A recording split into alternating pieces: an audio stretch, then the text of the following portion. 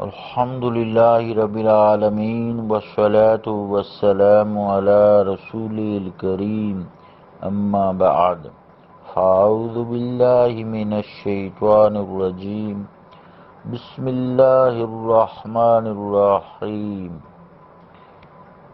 عن اسامۃ بن شریک قال قال رسول اللہ صلی اللہ علیہ وسلم ایما رجل خرج یفرق بین امتی فاضربوہ عنقہ رواہ النسائی۔ صدق اللہ و صدق الرسول الکریم۔ عزیزان گرامی قدر، حدیث پاک کا ترجمہ سماعت فرمائیں۔ روایت ہے حضرت اسامہ ابن شریک سے، فرماتے ہیں فرمایا رسول اللہ صلی اللہ علیہ وسلم نے کہ جو شخص سلطان اسلام پر خروج کرے اور میری امت میں پھوٹ ڈالے تو اس کی گردن مار دو۔ صدق اللہ و صدق الرسول الکریم۔ اللہ اور اس کے رسول کا قول سچا ہے۔ عزیزان گرامی قدر، اس حدیث پاک میں ایسے لوگوں کی سرکشی کا تذکرہ کیا گیا ہے جو امت مسلمہ میں تفرقہ ڈالتے ہیں، پھوٹ ڈالتے ہیں۔ سب سے عظیم بڑے سلطان اسلام نبی کریم صلی اللہ تعالی علیہ وآلہ وسلم ہیں۔ اللہ رب العالمین ہمیں معاف فرمائے اور ہمیں سمجھ بھی عطا فرمائے۔ وہ لوگ جن لوگوں کو مشرک کہتے ہیں، گستاخ رسول کہتے ہیں، شرک کہتے ہیں، وہ کرتے ہیں، ہر چیز کو وہ شرک کہتے ہیں، وہ اس حدیث سے عبرت پکڑیں، کیونکہ امت میں پھوٹ ڈالنا اس کی سزائے موت ہے۔ آپ صلی اللہ علیہ وسلم کا فرمان ہے، کیونکہ ہر وہ شخص جو توحید و رسالت کے تمام لوازمات خصوصی طور سے موجودہ دور کے مطابق عقیدہ ختم نبوت پر ایمان رکھتا ہے، توحید و رسالت پر بالغیب ایمان رکھتا ہے۔ بالغیب اس لیے فرمایا نا تاکہ آسانی ہو، چونکہ توحید کو سمجھنا ہر کس و ناقص کا کام نہیں ہے، اس لیے 1,00,000 کم و بیش 24,000 پیغمبر صرف ایک ہی بات سمجھانے کے لیے تشریف لائے، بھیجے گئے تھے کہ سمجھاؤ میرے بندوں کو لا الہ الا اللہ، کہ اللہ کے علاوہ کوئی معبود نہیں ہے۔ اس کلمے کو سمجھنا چونکہ مشکل ہے بہت زیادہ، اس لیے نا سمجھ کی وجہ سے ایک گروہ دوسرے کو کہتا ہے تو مشرک ہے، وہ کہتا ہے میں مشرک نہیں ہوں، تو گستاخ رسول ہے۔ تو اس کی سزا نبی مکرم صلی اللہ علیہ وآلہ وسلم نے بہت سخت مقرر کی ہے، عبرت پکڑنی چاہیے۔ اسی طرح حکومت جو ہے وہ اللہ تعالیٰ کی عطا ہے، اللہ تعالیٰ کی عطا ہے۔ قل اللہم مالک الملک تؤتی الملک من تشاء وتنزع الملک ممن تشاء۔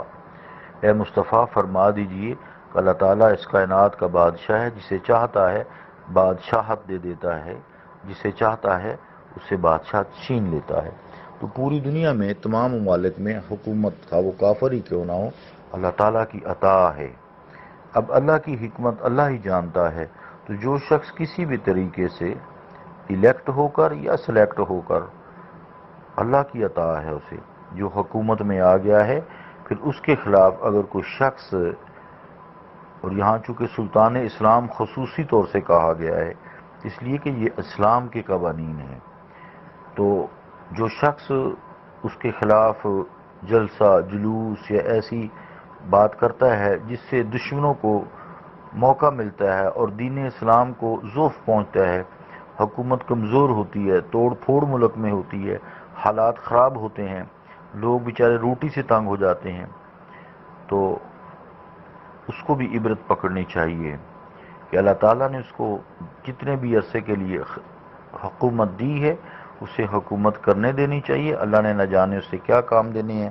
جیسے ہمارے ملک میں ذوالفقار علی بھٹو صاحب کو اللہ تعالیٰ نے چنا، یا شروع سے اگر دیکھیں تو حضرت محمد علی جناح قائد اعظم رحمۃ اللہ علیہ، حضرت علامہ اقبال رحمۃ اللہ علیہ، ان کو چنا گیا نا، پاکستان کا خواب دکھایا گیا، اس کی تعبیر قائد اعظم نے کی، اس طرح چلتا رہا۔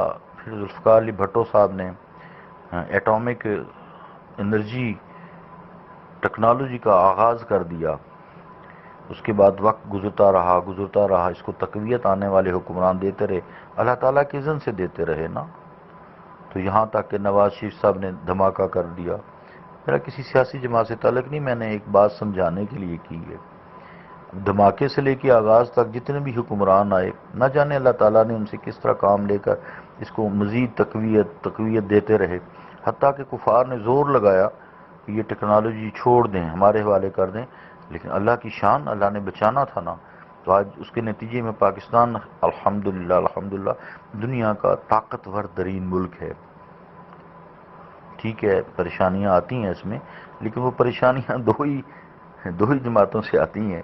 ایک دینی جماعتیں جو تفرقہ ڈالتے ہیں، پھر یہ سارے اسلام کے خلاف جو کام ہوتے ہیں، معافی چاہتا ہوں، یہ زکوٰۃ بیت المال کا حصہ اس تک پہنچنے نہیں دیتے، قربانی کی کھال نہیں پہنچنے دیتے۔ اب تو خیر گورنمنٹ نے بہت عجیب طریقے سے چیک بیلنس کیا ہے۔ اسی طرح صدقہ فطر ہے، یہ بھی بیت المال کا حصہ ہے، اور زکوٰۃ جو ہے یہ اگر صحیح بیت المال تک پہنچ جائے اور صحیح خرچ کرے تو ملک انتہائی خوشحال ہو جاتا ہے۔ لوگ ہم سے قرضے مانگتے ہیں۔ بہرحال یہ ساری باتیں اس لیے کی ہیں، دکھ سے کی ہیں۔ اسی طرح حکومت کو حکومت کرنے دیں، دیکھیں وہ کیا کرتے ہیں۔ اللہ تعالیٰ نے ایک بندے کو تو نہیں الیکٹ کیا ہوتا، اس کے ساتھ سارے بندے ہوتے ہیں۔ تو یہ ساری باتیں کرنے کا مقصد یہ ہے کہ جو ملت اسلامیہ میں پھوٹ ڈالے اس کے قتل کرنے کا حکم ہے، اس کی گردن زنی کا حکم ہے، اس کی گردن مار دو۔ تو اسی طرح باغی سے مراد یہاں ہوگی، یعنی جو بغاوت کرے، جیسا کہ حضرت علی کرم اللہ وجہ نے جنگ کی، باغیوں کے ساتھ جنگ کی۔ جب آپ سے پوچھا گیا کہ جن لوگوں نے آپ سے جنگ کی ہے کیا وہ مشرک تھے، یہ ضرور سمجھے بات کو، فرمایا نہیں، وہ تو شرک سے بھاگ کر آئے تھے، شرک سے ان کا کیا تعلق تھا، وہ تو مشرک نہیں تھے۔ فرمایا اچھا مشرک نہیں تھے تو کیا منافق تھے؟ آپ نے فرمایا منافق کے دل میں تو کفر ہوتا ہے، وہ تو اللہ کا ذکر کرتے ہی نہیں ہیں، تو زبانی کلامی سب ان کے فراڈ ہیں، تو وہ تو دن رات اللہ تعالیٰ کا ذکر کرتے تھے، منافق کہاں سے آئے؟ منافق بھی نہیں تھے۔ تو لوگوں نے سوال کیا شیر خدا علی کرم اللہ وجہ سے کہ وہ نہ مشرک تھے اور نہ منافق تھے، تو پھر کیا تھے؟ سنیے، حضرت علی کرم اللہ وجہ نے فرمایا وہ باغی تھے، وہ باغی تھے جنہوں نے حکومت کے خلاف باغیت کی تھی، اس لیے میں نے ان کے ساتھ جنگ کی تھی۔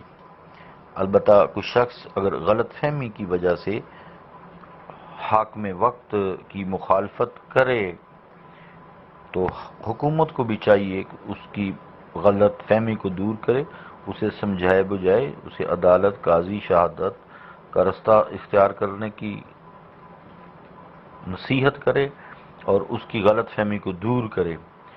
پھر بھی اگر وہ نہیں مانتا تو رسول کریم صلی اللہ تعالی علیہ وآلہ وسلم کا فرمان عالی شان ہے کہ جو شخص سلطان اسلام پر خروج کرے، یعنی باہر نکلے، بغاوت کرے اور میری امت میں پھوٹ ڈالے، یہ دوسرا حکم ہے، میری امت میں پھوٹ ڈالے، خواہ وہ سیاسی ہو خواہ مذہبی ہو، تو اس کی گردن مار دو۔